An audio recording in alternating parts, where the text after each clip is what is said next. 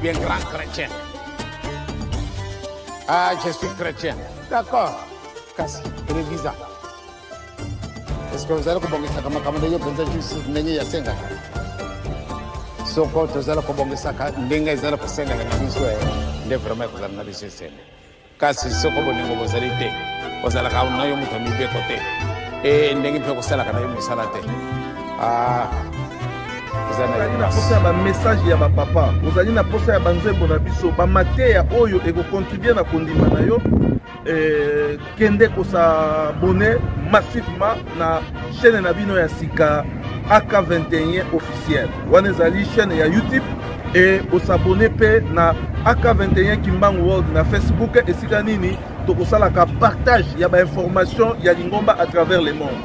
Ozali na Beni, ozali na Gemena, ozali na Europe, Asie, Amérique, Océanie, contactez biso na ba numéro na biso, pesa biso ba information, toko balancer yango na ba chaîne na bino oyo tozali koloba AK21 Kimbangu oyo ezali moko ya ba outil ya communication oyo tozali ko travailler. Objectif na biso ezali nini? Objectif na biso ezali toko misela bino ba information ya lingomba, toko misela bino ba message ya papa, toko misela bino ba nzembo oyo ko contribuer na kondima na bino oyo ko tia bino na kati ya unité ndenge bateya ki biso epa ya ba papa misato.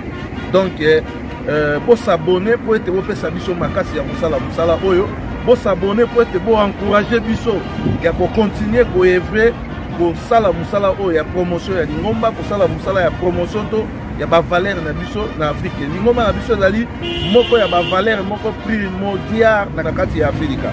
Yango bosunga biso na ko partager ba émission na biso, bosunga biso na ko s'abonner na ba chaîne na biso et puis bosunga pe biso na ko like pe bo commenter na ba publication auto ko sala la cabine. Soyez-vous sûr AK21 officiel pour recevoir plus les informations liées aux activités du kimbongisme. Le message de Papa Simon Kimbangu Kiangani, le message des trois envois là, le cantique de l'église et les différentes prédications. AK 21 officiel.